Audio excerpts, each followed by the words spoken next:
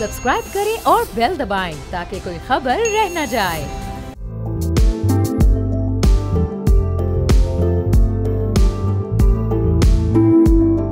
अस्सलाम वालेकुम, मैं अरबाब जहांगीर। आप देख रहे हैं प्रोग्राम व्यापार। मुल्क की इकोनॉमी की ग्रोथ ने अपना गियर शिफ्ट कर लिया है, जिसके बाद मईशत अब तेजी से बेहतरी की जानिब गामजन है। एक्सपोर्ट्स को हम बढ़ता हुआ देख रहे हैं। पाकिस्तान स्टॉक एक्सचेंज भी रोज रोज नए रिकॉर्ड्स बना रही है। महंगाई में कमी हुई है और रुपया मुस्तहकम हो रहा है। मुल्क की एक्सपोर्ट जनवरी 2025 में 3 अरब 63 करोड़ डॉलर से तजावुज कर गई हैं। जनवरी 2024 में रेमिटेंसेज 2 अरब 39 करोड़ डॉलर थी, जो इस साल जनवरी में 3 अरब डॉलर से बढ़ चुकी हैं। गाड़ियों की फरोख्त एक साल के मुकाबले में 61% बढ़कर 10,000 से 17,000 यूनिट्स तक पहुंच गई है। लेकिन मुल्क की इंपोर्ट्स और गवर्नमेंट के लोन्स का मुसलसल बढ़ना और रेवेन्यू में कमी, इसके साथ साथ एनर्जी प्रोडक्शन का घटना इस वक्त बड़े चैलेंजेस हैं, जिससे निपटने की कोशिशें की जा रही हैं। इन कोशिशों के दौरान हुकूमत को एक बड़ी कामयाबी मिल गई है। हुकूमत फॉरेन इन्वेस्टर्स का मुल्क की इकोनॉमी पर एतमाद बहाल करवाने में कामयाब हो गई है। फॉरेन इन्वेस्टमेंट में मुसलसल इजाफा देखने को मिल रहा है। स्टेट बैंक ऑफ पाकिस्तान के नंबर्स के मुताबिक पाकिस्तान सिर्फ जनवरी 2025 में 19 करोड़ 40 लाख डॉलर की नेट फॉरेन डायरेक्ट इन्वेस्टमेंट हासिल करने में कामयाब हो गया है।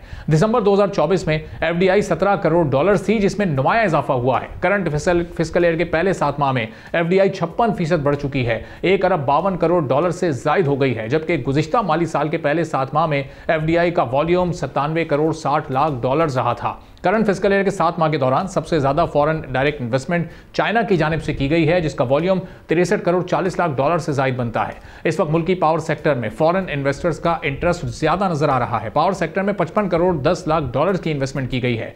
फाइनेंशियल बिजनेस सेक्टर में 353 मिलियन डॉलर, जबकि ऑयल एंड गैस सेक्टर में 166 मिलियन डॉलर से जायद की इन्वेस्टमेंट हुई है। हांगकांग की इन्वेस्टमेंट करंट फिस्कल ईयर में 14% बढ़कर 134 मिलियन डॉलर से जायद हो गई है। करंट फिस्कल ईयर के फर्स्ट सेमेस्टर के दौरान फॉरेन डायरेक्ट इन्वेस्टमेंट पर प्रॉफिट और डिविडेंड में के अखराज में 114% का बड़ा इजाफा हुआ है। फिस्कल ईयर 2024 के दौरान जो फॉरेन एक्सचेंज रिजर्व था, उसको बचाने के लिए मुनाफे के अखराज को महदूद कर दिया गया था। स्टेट बैंक के नंबर्स के मुताबिक माली साल 2025 के दौरान फॉरेन इन्वेस्टमेंट पर प्रॉफिट और डिविडेंड बढ़कर 1 अरब 21 करोड़ 50 लाख डॉलर तक पहुंच गया है, जिसका वॉल्यूम गुज़िश्ता माली साल की इसी मुद्दत के दौरान सिर्फ 56 करोड़ 80 लाख डॉलर रहा था। इकोनॉमी के एक्सपर्ट्स के मुताबिक अनलिमिटेड प्रॉफिट का अखराज फॉरेन इन्वेस्टर्स का एतमाद बहाल करेगा और वो दोबारा पाकिस्तान में इन्वेस्टमेंट को तरजीह देंगे। आने वाले दिनों में एफडीआई का फिगर मजीद सकता है, इस पर हम गुफ्तगू करेंगे। मोहम्मद फरीद आलम साहब सीईओ हैं एकेडी सिक्योरिटीज़ के, हमारे साथ मौजूद हैं। बहुत शुक्रिया फरीद साहब, प्रोग्राम के लिए आपने वक्त निकाला। हम फॉरेन डायरेक्ट इन्वेस्टमेंट की इस वक्त ज़रूरत भी महसूस कर रहे हैं, आहिस्ता आहिस्ता ये नंबर ग्रो भी कर रहा है। अब आपको लगता है कि जो कॉस्ट ऑफ डूइंग बिजनेस है, जो ईज़ ऑफ डूइंग बिजनेस है, पाकिस्तान में काफ़ी बेहतर हुआ है, हालात और एनवायरमेंट काफ़ी बेहतर है, इसकी वजह से ये एफडीआई बढ़ रही है? बिस्मिल्लाहिर्रहमानिर्रहीम, thank you very much ji. FDI का पाकिस्तान में वापस आना एक खुशाइंद खबर है और आपने अच्छी अपनी इंट्रोडक्शन में बात बताई। देखें, एक तो हम लोग ज़्यादा देखते थे एफपीआई, जिसे हम अपने ज़बान में फिप्पी लिपी रिपोर्टिंग कहते हैं, जो स्टॉक्स मार्केट में आती है। एफडीआई की जो इन्वेस्टमेंट है, वो ज़ाहिर नाज़रीन को पता है, लेकिन मैं उनको बताता चलूँ कि वो थोड़ी परवेसिव या थोड़ी लॉन्ग टर्म होती है। और वो कैपिटल जो थ्रू एफडीआई आता है, फॉरेन डायरेक्ट इन्वेस्टमेंट, वो थोड़ी एम्प्लॉयमेंट जनरेट करता है और वो डेवलपमेंट करता है। कोई प्रोडक्ट या सर्विस जब ये उस वाली एफडीआई के नतीजे में मुल्क और इकोनॉमी को मिलती है, तो इसका इफेक्ट ज़्यादा मल्टीप्लायर आता है। सो आप you are spot on when you say this के 56% का इजाफा होना, इसका मतलब है कि एतमाद थोड़ा बहाल तो हुआ है इन सारे वजूहात में। और मेरा ख्याल है, अगर if I were to wear the hat of a foreign investor who is bringing in the much needed FDI to the country, उसमें सबसे ज़्यादा इम्पॉर्टेंट जो चीज़ है वो एक्सचेंज रेट का स्टेबल होना है। You cannot really ignore a country जहाँ के हमेशा से आपको रिटर्न तो नज़र आता था, और लेकिन एक्सचेंज रेट वो सारी खूबसूरती को मार या ख़राब कर देता था। सो आई थिंक ये जो हाइडल में और ये जो सारे इन्वेस्टमेंट्स जो एफडीआई में आई है, इसका सिर्फ यहीं तक नहीं रुकेगी, इसका इफेक्ट दूसरे जो हमारे शोबाहात हैं उन तक भी आएगा। और I am hoping and eyeing कि इसका इम्पैक्ट स्टॉक मार्केट पे भी आना शुरू हो जाएगा। ये जो आपने ऑटो के नंबर बताए, yes, we are pleasantly surprise to see के पाकिस्तान में ऑटो और टेक्सटाइल ने अच्छा ग्रो किया है। और हालांकि हमारी अभी LSM जो हम LSM ग्रोथ है वो नेगेटिव है थोड़ी सी, but yes you rightly pointed out that these two sectors इन्होंने ग्रोथ शो की। तो अब फैज़ साहब ये ग्रेजुअली ये ग्रोथ बढ़ती रहेगी हमारी, खासतौर पर FDI की जो परसेंटेज बढ़ी है, क्योंकि हम बहुत सारे ममालिक का इंटरेस्ट भी इस वक्त पाकिस्तान में देख रहे हैं, लेकिन वो अभी तक FDI की सूरत में हमें इम्प्लीमेंट होता नज़र नहीं आ रहा। अज़रबैजान है, सऊदी अरब है, अमेरिकन डेलीगेशन आया, ओवरसीज़ इन्वेस्टर्स की बड़ी अच्छी रिपोर्ट और बड़े अच्छे रिमार्क सामने आए थे, लेकिन वो अभी तक उस तरीके से इम्प्लीमेंट नहीं हुआ या पेस उतना तेज़ नहीं है जिसकी हम तवक्को कर रहे थे।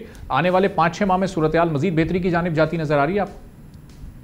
जी बिल्कुल, देखें irrespective of what the social media and the gossip in the drawing room says about IMF के प्रोग्राम में होना और IMF की चीफ का पाकिस्तानी इकोनॉमी की और फाइनेंस मिनिस्टर की तारीफ करना, it really speaks well about the things which are to unfold for the economy of Pakistan। तो मुझे लगता है कि इन सारी चीज़ों के अंदर जो, हालांकि पैसा तो अभी IMF के जो 3 ईयर का जो प्रोग्राम है $7 बिलियन का, उसमें $1 बिलियन ही आया है, लेकिन IMF के प्रोग्राम में होते हुए ये जो हमारे FDI वाले या जो FPI वाले या जो भी बाहर हैं पाकिस्तान में, उनको उनका सो मच इंक्रीज हो जाता है आपके ऊपर कॉन्फिडेंस लेवल। सो ये द गोइंग इज गुड। मुझे लगता है कि आइंदे आने वाले टाइम में जो नंबर 56% की ग्रोथ का है, ये ना सिर्फ कंटिन्यू होगा बल्कि और बढ़ सकता है। और फैज़ साहब गवर्नमेंट टू गवर्नमेंट तो हम काफ़ी सारे MOUs हमने 2024 में साइन होते देखे, उन पर भी अभी आगे अमल दरामद होना है, लेकिन प्राइवेट सेक्टर में थोड़ी सी हमें इसकी क्या कमी दिखाई दी है 2024 में। 25 अब इस सिलसिले में कैसा रहेगा, चूँकि प्राइवेट सेक्टर आकर और बड़ी कंपनीज़ जो फॉरेन कंपनीज़ हैं वो आकर डायरेक्टली इन्वेस्ट करेंगी, तो ही ज़ाहिर है हमारे प्राइवेट सेक्टर को भी मौका मिलेगा उनके साथ जॉइंट वेंचर्स का। तो ये गवर्नमेंट टू गवर्नमेंट MOUs जो साइन हुए, इनकी अपनी जगह पर एक इंपॉर्टेंस और सिग्निफिकेंस है। बिल्कुल सही बात है।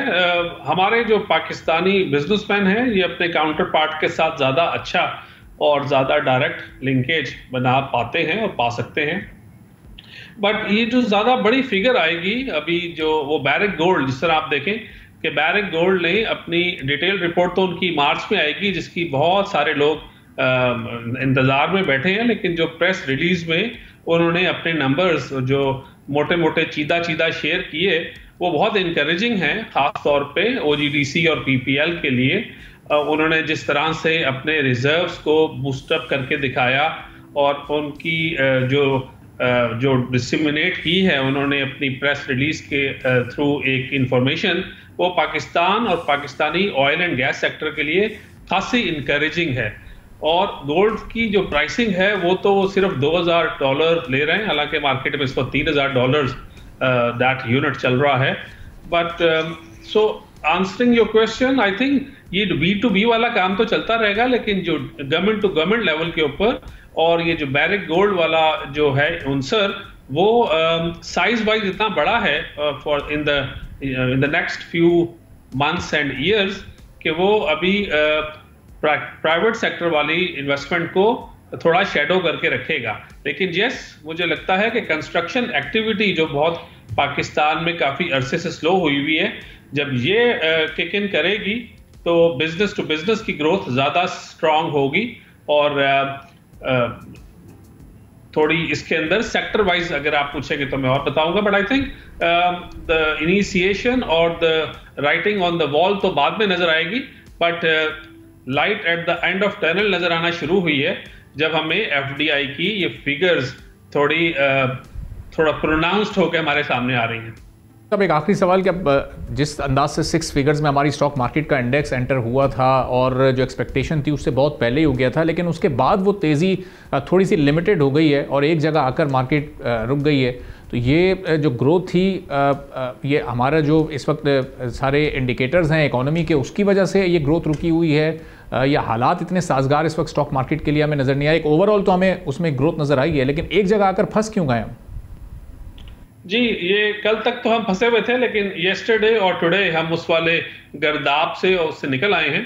कल भी मार्केट बहुत अच्छी थी, आज भी अच्छी है, रिजल्ट्स बहुत अच्छे आ रहे हैं और जिनके रिजल्ट्स दरमियाने आए 2-4 कंपनियों के, उन्होंने पे आउट बड़ी अच्छी कर दी। तो आई थिंक हम जो इस आपका जो इशारा जिस तरफ है वो अपनी जो हमारी जो मार्केट लोड नहीं उठा पा रही थी, जो हम आम जबान में अपने क्लाइंट्स से कह रहे थे और हमसे वो सवाल कर रहे थे, I think we have that's yester week now, and इस वीक में हमें लग रहा है कि ये मार्केट उस वाले अपने जो स्टैग्नेशन या जो स्लो हुई थी या एक ही बैंड में मूव कर रही थी वो तोड़ देगी।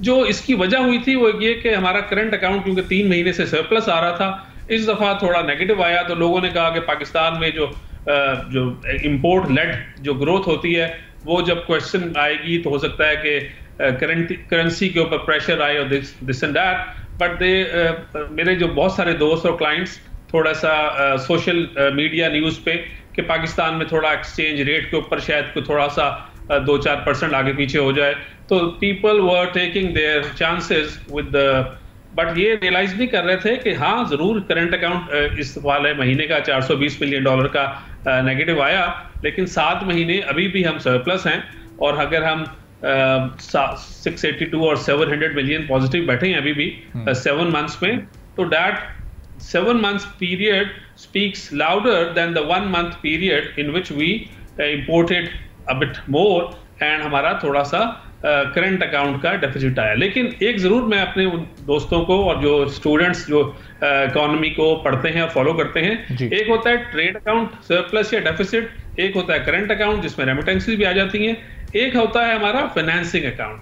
तो जो फाइनेंसिंग अकाउंट जो फाइनेंशियल अकाउंट है उसके अंदर ये सारी फिगर है जो आपने आज अपना मुझसे सवाल किया एफडीआई वगैरह का, जो गवर्नमेंट या जो लोन लेती है, जो इन्वेस्टमेंट करते हैं बाहर के लोग एफडीआई, वो फाइनेंशियल अकाउंट्स में आता है। अच्छा। तो हमें अब जो 3 तरह के वेरिएबल्स को देखना चाहिए, और जो the ones who follow economy उनको करंट अकाउंट, ट्रेड अकाउंट और फाइनेंशियल अकाउंट तीनों को देखेंगे तो फिर उनको ज्यादा पाकिस्तान की इकोनॉमी का समझ आएगा। ठीक है, बहुत बहुत शुक्रिया। मोहम्मद फरीद आलम साहब, सीईओ एकेडी सिक्योरिटी के साथ मौजूद थे। गुफ्तगू आपने सुनी, एक छोटा सा ब्रेक लेते हैं, ब्रेक के बाद वापस आएंगे, एक और अहम मौजू पर बात करेंगे।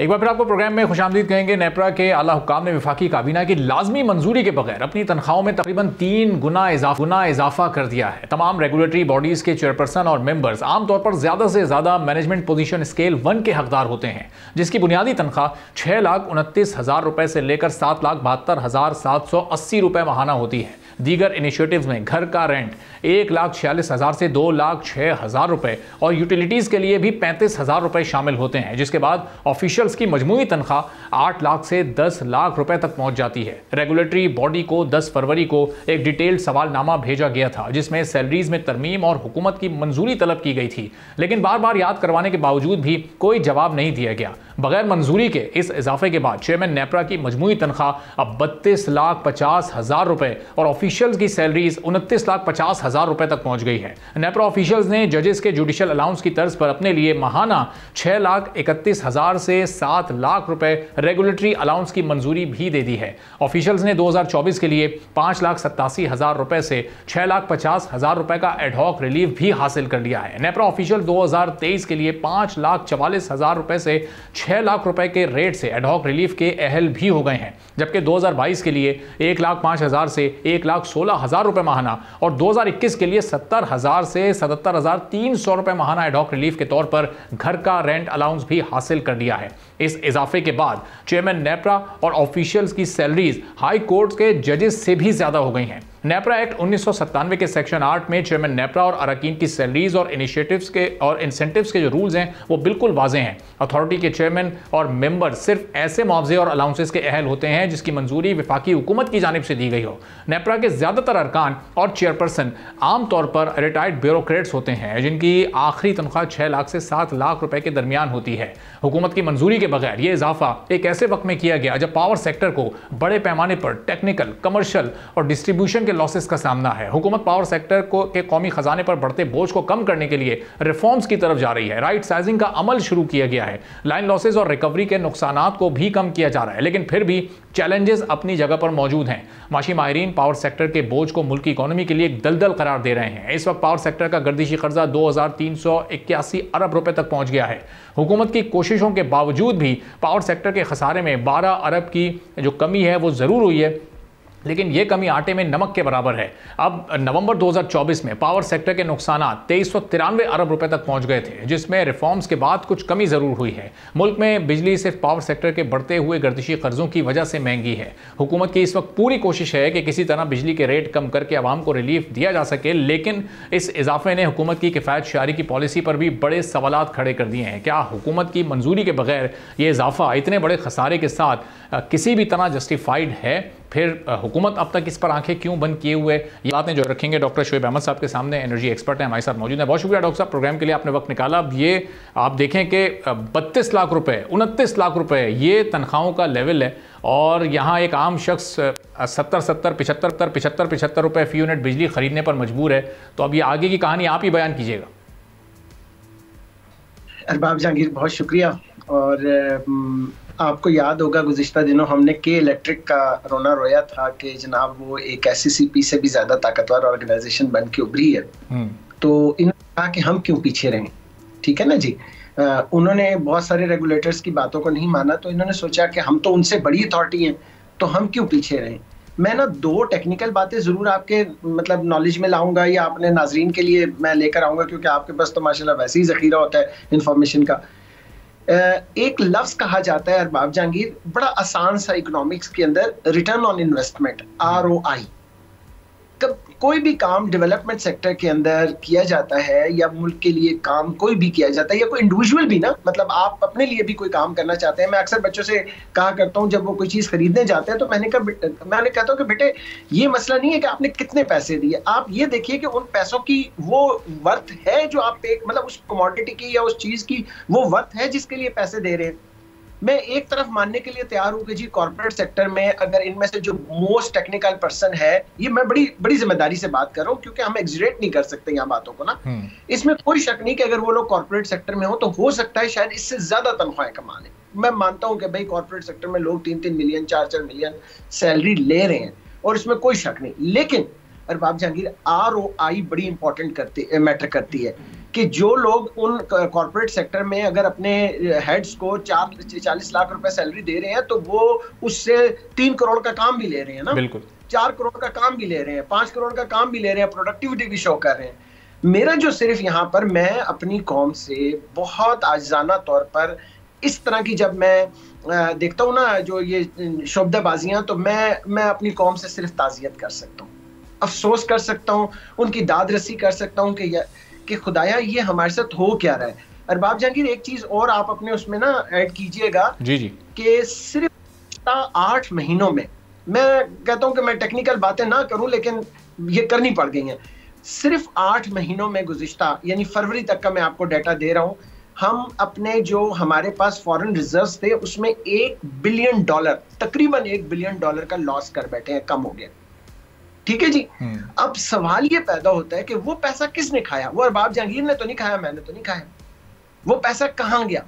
जिस पैसे को रख के आपने अपने करंट अकाउंट को मेंटेन करना होता है ताकि आप लोगों के सामने अपने जो आपने डेट सर्कुलेशन है उनको मेंटेन करें, आप बताएं लोगों को कि भाई मैं पैसे आपके दे सकता हूं ताकि अगली जो IMF की शराइत हो उनको आप पूरा कर सकें। ये बहुत टेक्निकल सी डिस्कशन है, मैं उसमें नहीं जाता डिटेल में, लेकिन $1 बिलियन का डेफिसिट हो गया हमारा। ठीक है जी। अब वो $1 अरब कहाँ गया? आप अगर मैं यहाँ इस्लामाबाद में रहता हूँ, इस्लामाबाद की सड़कों पे देखें, मैं आए दिन देखता हूँ कि ऐसी नए मॉडल की गाड़ियां जो गवर्नमेंट नंबर प्लेट्स, अब उन्होंने थोड़ी सी चालाकी ये की है कि क्योंकि सोशल मीडिया का दौर था ना, तो ग्रीन नंबर प्लेट्स को लोग वो बना देते हैं, उसकी वीडियोस वगैरह बना के लगा देते हैं। तो अब उन्होंने क्या किया, व्हाइट नंबर प्लेट है लेकिन नंबर तो G से शुरू हो रहा है। अब मैं ये सोचता हूँ उस वक्त, और मैं इसलिए अपनी कौम से ये जो है ना ताज़ियत करता हूँ कि जी एक मतलब वो गिरती हुई दीवारों को एक धक्का और दो वाली बातें कर रहे हो आप, और जिस किसी को कोई मुहावरा अगर नहीं याद ना, मतलब बचपन में जो हमें पढ़ाया करते थे, वो सारे के सारे मुहावरे आज के दौर में आपके ऊपर पूरे हो रहे हैं कि आप ये कर क्या रहे हैं। एक वो कौम जो ऑलरेडी, अभी आपने सारे अपने प्रियम्बल में बताया, या तो आपकी कोई प्रोडक्टिविटी हो ना, आप ये बताएं, मैं अभी कराची से होके आया हूँ, आप वहाँ मौजूद हैं, आपको पता है पूरी पूरी रात वहाँ पे इलेक्ट्रिसिटी का मतलब इतना सीरियस शॉर्टफॉल आया हुआ है कि पूरी पूरी रात लोग, और अभी गर्मियाँ शुरू नहीं हुई, जनवरी फरवरी के महीने रात को लोगों को बिजली वहाँ पे नसीब नहीं है। यहाँ इस वक्त शहर का ये आलम है, हर दूसरे दिन जी मेंटेनेंस के नाम पे पूरा पूरा दिन लाइट बंद है। आपकी कोई प्रोडक्टिविटी तो होना खुदारा, आप कम से कम चलो हमें ना जवाब देना, किसी दिन ये तो सोच लो कि हमने मर के खुदा को जवाब देना है, खुदा के लिए ये तो सोच लो। डॉक्टर साहब, ये जो 2.5 खरब से ज़्यादा के नुकसानात अब तक ये सेक्टर के बढ़ चुके हैं, अगर ये जो 3 गुना इन्होंने अपनी तनख्वाहों में खुद इजाफा कर दिया, 3 गुना स्पीड से अगर ये काम करते, इस खसारे को कोई 1000 अरब के अंदर ही ले जाते और उसके बाद भले अपनी तनख्वाहों को डबल या ट्रिपल जो इन्होंने किया है ये इस तरह का कोई कदम उठाते तो वो जस्टिफाइड भी होता। अब यहाँ खसारा वहीं का वहीं है, नुकसानात वहीं के वहीं हैं और तनख्वाहें आपने 3-3 गुना बढ़ा ली हैं, तो बात वही प्रोडक्टिविटी क्या है आपकी? जी हाँ, ये ना मतलब बनता नहीं है। अगर आप देखें, ठीक है अभी तो ये बेहिसी ही है ना जी, कि जहां एक कॉमन मैन की तो कोई नहीं सुन रहा, वो तो बेचारा सड़क पे रुल के मर रहा है, लेकिन दूसरी तरफ आपकी जो मतलब अय्याशियां हैं, और देखिए ना हो क्या रहा है, वो मैंने आपको कहा ना $1 बिलियन का जो डेफिसिट 8 महीनों में आया, तो वो कैसे आ गया? एक हो क्या रहा है, ये वो जिसको कहते हैं ना वो बदोबदी ये हो रहा है कि जनाब उन्होंने देखा कि जी अरकान असेंबली की तनख्वाहें ओए होए बगैर किसी मतलब रूल के, बगैर किसी रेगुलेशन के, और उस पर सारे एग्री भी हो गए, वो भी सारे एग्री हो गए जो एक दूसरे से मरने मराने के लिए तैयार है, जिन्होंने अपना जीना मरना दूसरों के साथ खत्म किया, वो भी तनख्वाह लेके चेक लेके बैठ गए। क्या प्रोडक्टिविटी है भाई आपकी? दूसरी तरफ ये दूसरे डिपार्टमेंट्स आपने देखे, क्या प्रोडक्टिविटी है भाई आपकी? किस चीज के आप लोग वो पैसे ले रहे हैं इस कॉम से? मैं तो ये समझता हूँ कि देखिए, आपने अभी खुद बताया अपने प्रियम्बल में कि इसमें बहुत से लोग हैं जो रिटायर्ड ब्यूरोक्रेट्स हैं, बाकी दीगर मतलब शोबों से ताल्लुक रखने वाले लोग हैं, ये तो ऑलरेडी वेल ऑफ है, इन्होंने तो पहले कौम का बेताशा खून चूसा हुआ है, तो इन्हें तो ये चाहिए था कि ये अपनी टेक्निकल एक्सपर्टीज एक लिमिटेड टाइम के लिए बेशक ये फैसिलिटेट करते अपनी कौम को कि जी ये मेरी सर्विसेज है, आप लें, मेरी कौम को मैं अपने पाँव पे खड़ा करूं। जो बड़ी कौमों के बड़े लोग होते हैं वो इस तरह करते हैं, वो ये तो नहीं करते कि जो बेचारा पहले ही एक मुर्दा है उसका कफन चोरी। मैंने एक दफा आपके लिए इस्तेलाह इस्तेमाल की थी अपने प्रोग्राम में, मैंने कहा था खुदा की कसम ये अरबाब जंगी में आपको बताऊं, अगर इनका बस चले तो ये मुर्दों के ऊपर से कफन भी उतार ले। ये अब उस स्टेज पे ये जहाँ पहुंचे हैं, कोई टेक्निकल दलील नहीं है। मैं आपको फिर ये मतलब आपके इतने बड़े इंपॉर्टेंट चैनल पे बैठ के ये कह रहा हूँ, ये किसी एक अपने स्टेप की जस्टिफिकेशन लाएं, ये आपको दें, मैं उसको फेस करने के लिए तैयार हूँ। मैं आपको हैरानी की बातें चले, इन्होंने जो करना था वो कर लिया, इस पर अभी तक कोई एक बयान वजीर तवानाई का नहीं सामने आया, कोई एक जुमला प्राइम मिनिस्टर का नहीं सामने आया, कैबिनेट की तरफ से कोई एतराज सामने आया कि हमारी अप्रूवल के बगैर ये डिसीजन आप कैसे ले सकते हैं, जबकि रूल्स कुछ और कहते हैं। नहीं आ सकता ना, वो मैं कह रहा हूँ कि सारे मुहावरे आपके इस हमाम में, सारे, मैं अब वो लफ्ज नहीं यूज करना चाह रहा ना, ये सारे उस हमाम के अंदर मौजूद है ना। वो कैसे करेंगे? क्योंकि वो भी तो अपने इंसेंटिव्स लेके बैठे हुए हैं, उन्होंने भी तो अपनी मतलब जिसको कहते हैं ना दोनों हाथों से चीजें समेटी हैं, तो वो तो अगला एक ही जवाब दे के उसको लेटर लिख सकता है कि भाई just look at your level और तुमने क्या काम किया है। ये तो सेक्रीफाइसेस, देखिए वो 2 अप्रोचेस होती हैं, मैं अक्सर अपने प्रोग्राम्स में आपको कहता हूँ कि एक बॉटम अप अप्रोच होती है, एक टॉप डाउन होती है। जब आते हैं ना ऑस्टेरिटी मेजर्स आते हैं, ये जब आपने कहना होता है कि जी हमने बचत करनी है, तो नीचे से मैं और आप क्या बचत करेंगे? हमारे पास बचता क्या है अरबाब जंगीर जिसको हम बचाएं? अब ये भारी भरकम और बढ़ी हुई तनख्वाह के साथ अब इन्हें अगले 3-4-5 माह किस तरह काम करना चाहिए? अब तो ये तनख्वाहें भी बढ़ चुकी, पर्क्स एंड प्रिविलेजेस भी बढ़ गए, घरों के किराए भी मजीद मिलने लगे, अब इसके बाद इन्हें काम किस तरह करना चाहिए? थोड़ा सा आखिर में ज़रा ये भी आप इनको बताते जाएं। तो देखिए जी, पहली बात तो ये है कि ये 24 आवर्स इनको अब ये चाहिए कि अगर ये पैसे लेके बैठ गए हैं तो ये हमें लाइन लॉसेस को कम करके दें। मैंने तो आपको कहा था 5-6 चीजें तो ऐसी हैं जिसके लिए आपको कोई बहुत बड़ी कोई साइंटिफिक इन्वेंशन या कोई न्यूक्लियर साइंस की जरूरत नहीं है। आप लाइन लॉसेस कम कर सकते हैं, आप अपने जो है एंड यूजर है उसको फैसिलिटेट कर सकते हैं, आप अपने सेक्शंस जो आपने डिफरेंट बनाए हैं वहां पे लोगों की दादरसी कर सकते हैं, आप जो आपके सिक यूनिट पड़े हुए हैं आप उन पे काम कर सकते हैं। There are so many things, बहुत सारी चीजें ऐसी हैं जो कि जिसके लिए कोई, आप बिजली चोरी रोक सकते हैं, छोड़ें, आप सारी बातें छोड़ दें। आप मतलब एक दफा मैंने आपसे कहा था उस दिन भी प्रोग्राम में कि आज एक रेगुलेशन आ जाए जीरो टॉलरेंस के साथ कि यार जो पकड़ा गया उसको नहीं छोड़ेंगे। फिर वो जो आपके करोड़ों रुपए, मतलब अब तो मैं समझता हूँ अरबों रुपए में होंगे, आप किसी दिन अपनी रिसर्च टीम को लगाएं कि जो आपके सिर्फ गवर्नमेंट डिपार्टमेंट जो इस वक्त नादहिंदा है, आप जरा उनको तो पकड़े, उनको पकड़ के है ना उनसे तो पैसे वसूल करें। अगर ये उन्हीं से पैसे वसूल करें तो हम कहेंगे चलो जाओ हमने तुम्हारी तनख्वाह तुम्हें बख्शी। ठीक है, ये सिर्फ ये वही वसूल करके दे रहे हैं। ठीक है, बहुत बहुत शुक्रिया डॉक्टर शोएब एक्सपर्ट हमारे साथ मौजूद थे। गुफ्तगू आपने सुनी। एक छोटा सा ब्रेक लेते हैं, ब्रेक के बाद वापस आते हैं और एक और अहम मौजू आपसे शेयर करेंगे।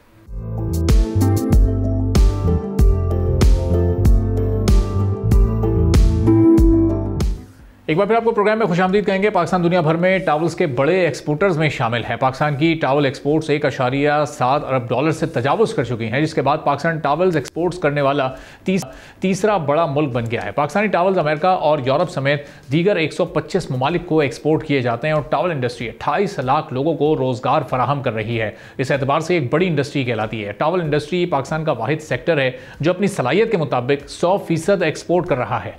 पाकिस्तान में शटल समेत तकरीबन 10,000 टावल लूम्स हैं। टावल मैन्युफैक्चर एसोसिएशन 200 बड़ी कंपनीज की नुमाइंदगी करती है और पाकिस्तान की टोटल टावल एक्सपोर्ट्स में अमेरिका 33.4% और यूरोप 30% के साथ सबसे बड़ी मार्केट्स हैं। मुल्क के मजमूई टेक्सटाइल एक्सपोर्ट में टावल सेक्टर का हिस्सा तकरीबन 10% से जायद का बनता है। वफाकी वजीर खजाना मोहम्मद औरंगजेब की ज़ेर सदारत टावल इंडस्ट्री के मसाइल पर बहुत ही अहम इजलास हुआ है, जिसमें मैन्युफैक्चरर्स ने वजीर खजाना को टावल इंडस्ट्री को दरपेश मसाइल से आगाह किया है और टावल मैन्युफैक्चरर्स की जानिब से शफाफ और मुस्तहकम टैक्स पॉलिसी का मुतालबा भी किया गया है। वजीर खजाना ने टावल इंडस्ट्री को दरपेश मसाइल फौरी तौर पर हल करने की यकीन दहानी करा। आगे ये इंडस्ट्री किस तरह मजीद ग्रो कर सकती है, हेम टेक्सटाइल में बड़े ऑर्डर्स हमारी ओवरऑल टेक्सटाइल इंडस्ट्री और टावल की इंडस्ट्रीज़ को की कंपनीज़ को मिले हैं, उनको कैसे आगे पूरा किया जाएगा, इस पर हम गुफ्तगू करेंगे। हारून शमसी साहब, साबिक चेयरमैन टावल मैन्युफैक्चर एसोसिएशन के, हमारे साथ मौजूद हैं। बहुत शुक्रिया हारून साहब, प्रोग्राम के लिए आपने वक्त निकाला। अब ये जो हमारे इस वक्त पोटेंशियल है टावल इंडस्ट्री का, वो मैक्सिमम हम यूटिलाइज कर रहे हैं या इसको अभी मजीद भी बढ़ाया जा सकता है? अच्छा, जब मैं अपनी बात करने से पहले सफल तो ये कि मैं सबसे पहले शुक्रिया अदा करना चाहूँगा प्राइम मिनिस्टर साहब का कि हमने असल में एक लेटर था जो हमारी प्रॉब्लम कुछ इश्यूज थे जो हमने कैबिनेट को लिखा और फिर उस पर प्राइम मिनिस्टर साहब की हिदायत पे एक कमेटी बनी जिसमें के 5 वजारतें हैं, जैसे फाइनेंस हो गया, कॉमर्स हो गया, पावर एंड इलेक्ट्रिक हो गई, गैस हो गई। ये 5 वजारतें वहाँ मौजूद थी उनकी हिदायत पे, प्राइम मिनिस्टर साहब की हिदायत पे। और मुझे लगता है कि इसमें जनरल आसिम साहब भी और SIFC का भी रोल है। अब जो मैं चीज़ देखते हैं, हम सबसे पहली बात यह है कि जो चीज़ हम देखते हैं वो ये है कि जो हमारी गवर्नमेंट है उसमें कुछ डिफरेंस आया है, कुछ रिसेप्टिव उन्होंने सोचा है कि कारोबार से ही रिलेटेड वो अपने आप को अगर आगे बढ़ाएंगे और कारोबारी लोगों से मुलाकात करते रहेंगे तो उसमें कुछ कारोबार में बेहतरी आएगी।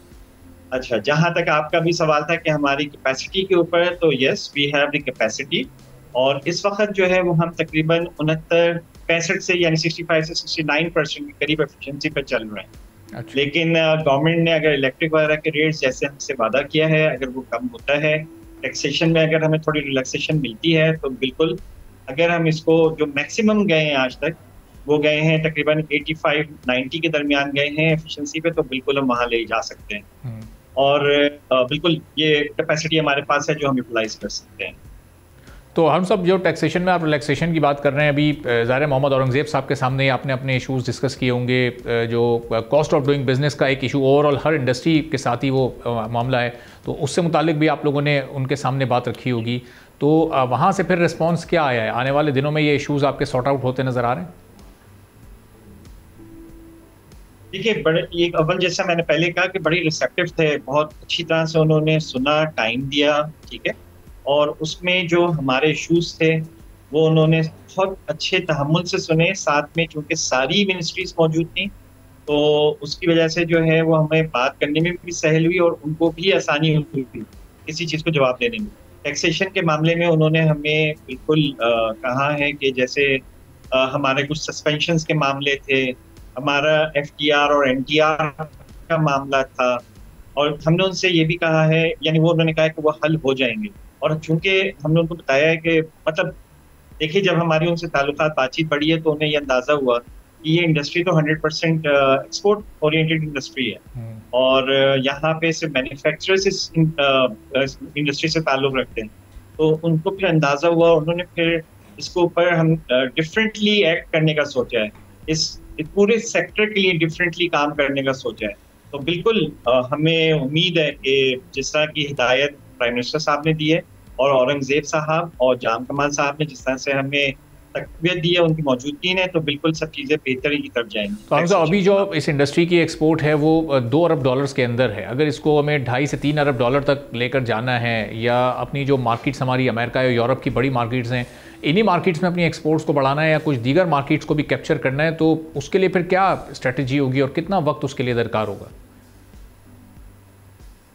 देखिए, मैं आपको बताऊं कि आपने इंट्रोडक्शन में बताया कि हम तीसरे नंबर पे हैं, लेकिन मैं आपको बताऊं कि हम दूसरे नंबर पे होते थे दुनिया में ग्लोबल मैन्युफैक्चरिंग एक्सपोर्ट्स के अंदर, ठीक है।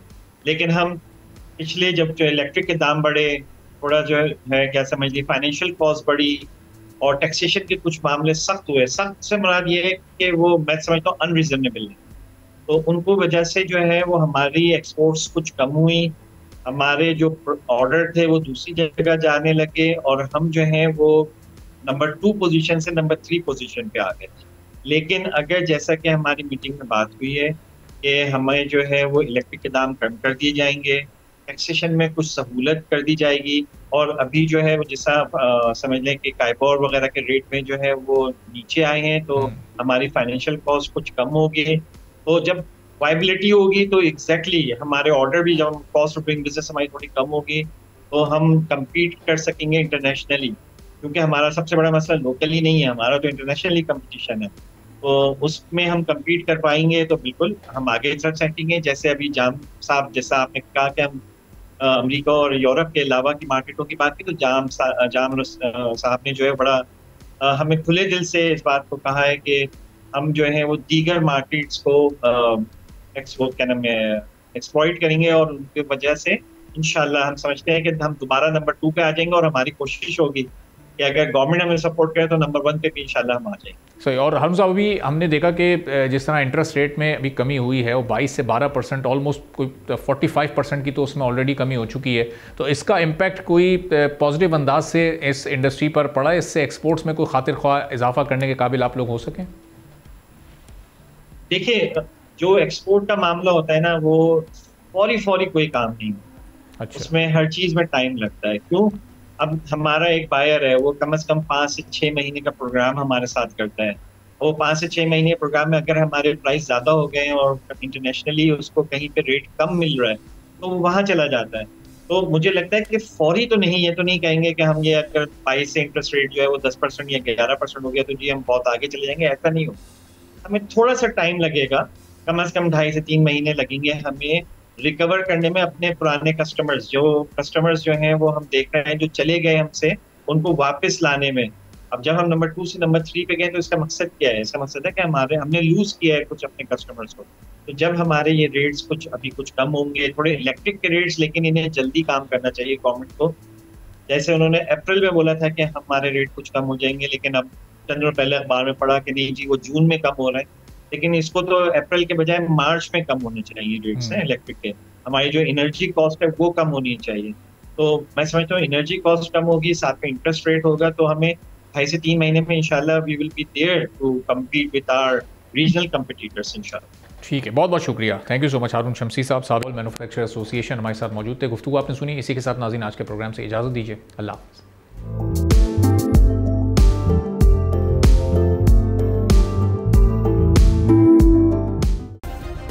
सब्सक्राइब करें और बेल दबाएं ताकि कोई खबर रह न जाए।